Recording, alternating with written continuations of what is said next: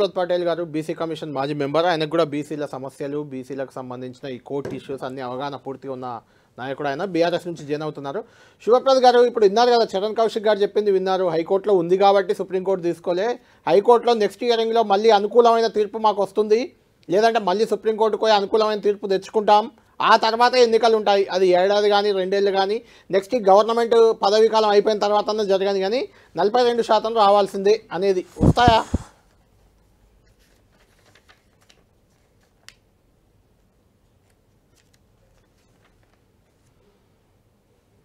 శివప్రసాద్ పటేల్ గారి ఏదో ప్రాబ్లం ఉన్నట్టుంది టెక్నికల్గా.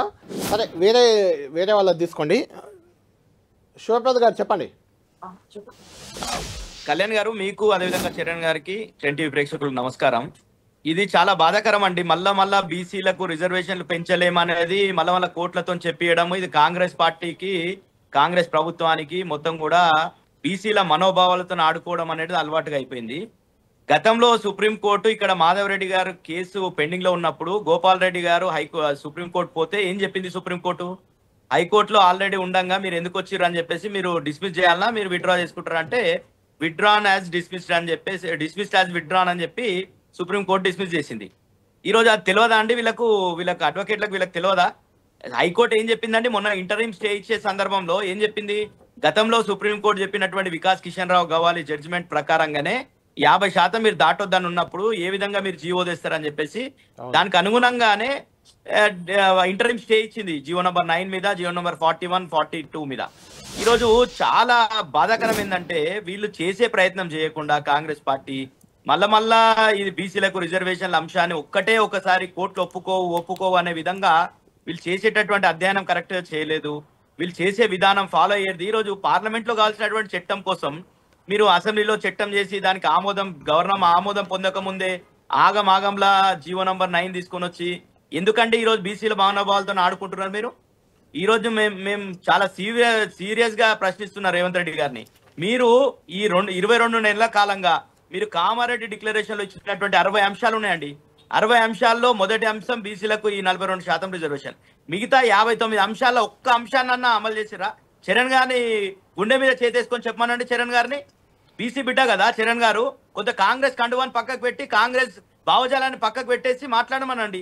ఏం మాట్లాడతారండి? బీసీ జనాలకు ఏం సమాధానం చెప్తారు మీరు? కాంగ్రెస్ పార్టీ, కాంగ్రెస్ ప్రభుత్వం ఈరోజు మీరు చేస్తున్న విధానాలు ఆది నుండి కూడా మీరు బీసీలకు వ్యతిరేకమైనటువంటి పార్టీ ఏదన్నా దేశంలో మొదటిగా ఉందంటే అది కాంగ్రెస్ పార్టీ. ఈ రోజు అది రాహుల్ గాంధీ, నేను చెప్పడం కాదు, రాహుల్ గాంధీ చెప్పిండు. నేను గతంలో బీసీలను మేము పట్టించుకోలేదని రాహుల్ గాంధీ గారు మీటింగ్ పెట్టి చెప్పిండు ఢిల్లీలో. ఈ రోజు వీళ్ళు మాట్లాడతారండి ఈ రోజు బీసీల కోసం.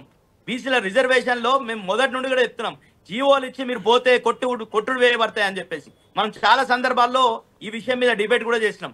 అయినప్పటికీ వీళ్ళు మొండిగా వీళ్ళు డ్రామాలు ఆడుతూ, ఆ డ్రామాని ఈరోజు బీహార్ ఎన్నికలు ఉన్నాయండి, బీహార్ లో ఎన్నికలు జరుగుతున్నాయి. అక్కడ ఆ ఎన్నికలు దాంట్లో హైకోర్టులో జరిగిన ప్రచారం సరిపోలేదన్నట్టున్నది.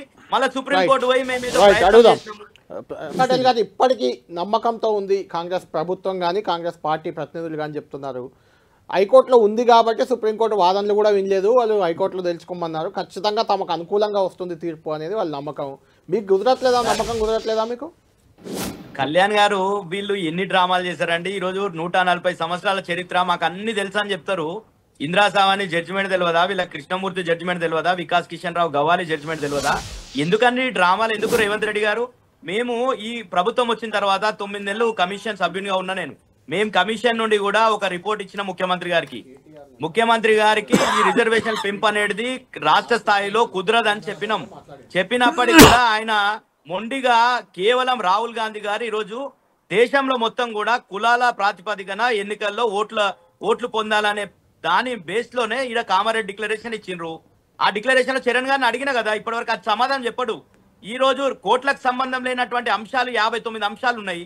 ఒక్క అంశం అన్నా వాళ్ళు నెరవేర్చిర్రా? ఒక్క హామీ అన్న నిలబెట్టుకుర్రా? బీసీలకు ఇచ్చింది ఈ రోజు ఆ హామీలు నెరవేర్చారంట. కానీ ఈ రోజు రిజర్వేషన్ల అంశాన్ని మాత్రం జాతీయ స్థాయిలో చర్చ పెడతారు. ఎందుకు? రేపు బీహార్ లో పోవాలి, బీహార్ లో ఎన్నికలు చెప్పాలి, మేము తెలంగాణలో వచ్చాగానే 42% జీవో ఇచ్చినాం, ఆర్డినెన్స్ తెచ్చినాము, చట్టాలు తెచ్చినాము, కేంద్రం సహకరించలేదు మాకు ఈరోజు, కాబట్టి మేము బీహార్ లో గెలిస్తే మళ్ళీ మేము బీహార్ లో కూడా రిజర్వేషన్ తెస్తాం బీసీలకు అని చెప్పుకోవడం కోసం, ప్రచారం కోసం మాత్రమే కాంగ్రెస్ ఆడుతున్నటువంటి డ్రామాలు. ఈ రోజు సుప్రీంకోర్టు ఏం చెప్పింది? మీరు హైకోర్టులో గతంలో ఆ 50 దాటొద్దని హైకోర్టు చెప్పింది, దానికి అనుగుణంగానే మీరు పెట్టుకుంటే అంటే పెట్టుకోండి ఎన్నికలు.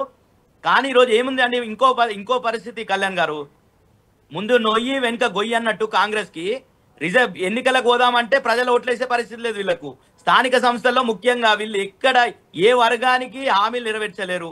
420 హామీలు ఇచ్చి 60 హామీలన్నీ కూడా మొత్తం కూడా బూటకం అయిపోయినాయి. కాబట్టి ప్రజలను ఓట్లు అడగలేరు. ఎంటకో ఎన్నికలు పెట్టొద్దంటే కోట్లేమో ఎన్నికలు పెట్టమంటున్నాయి. ఏది తప్పించుకునే మార్గంగా ఈరోజు బీసీ రిజర్వేషన్ అంశాన్ని ముందు పెట్టినరు. కాబట్టి మేము చెప్తున్నాం, కాంగ్రెస్ కి దమ్ము ధైర్యం ఉంటే ఎన్నికలకు మేము రెడీ ఉన్నాం. కానీ మీరు 42% రిజర్వేషన్ ఇచ్చే పెడతామని చెప్పేసి మీ మేనిఫెస్టోలో పెట్టినరు. మీరు ముక్కుకు నేలకు రాయాలి, రేవంత్ రెడ్డి గారు ముక్కు నేలకు రాయాలి. నేను ఈరోజు బీసీ సమాజానికి మొత్తం కూడా రేవంత్ రెడ్డి గారు క్షమాపణ చెప్పాలి. బీసీల మనోభావాలతో కాంగ్రెస్ పార్టీ ఆడుతుంది ఆట. రాహుల్ గాంధీ గారు కూడా క్షమాపణ చెప్పాలి. బీసీ ఇక్కడ ఎందుకు మళ్ళీ చూస్తలేడు? తెలంగాణకి ఎందుకు వస్తలేడు రాహుల్ గాంధీ గారు? తెలంగాణలో బీసీలకు సమాధానం చెప్పాలి కదా రాహుల్ గాంధీ గారు. ఈ రోజు మంత్రుల శాఖల కేటాయింపులో కేటాయించరు, ఎంబీసీకి మంత్రిత్వ శాఖ పెట్టరు, 20,000 కోట్లు బడ్జెట్ లో పెడతామన్నారు, అది పెట్టరు. ఈ రోజు అన్ని రకాలుగా అన్ని తెలంగాణ ప్రజల్ని మొత్తం కూడా నట్టేట ముంచిండ్రు. రేపు ఈరోజు జూబ్లీహిల్స్ లో కూడా మేము అదే ప్రచారం చేయబోతున్నాం. 100% వీళ్ళు కాంగ్రెస్ పార్టీ అంటేనే ఒక మోసపూరితమైనటువంటి ప్రభుత్వాన్ని నడుపుతుంది ఇక్కడ.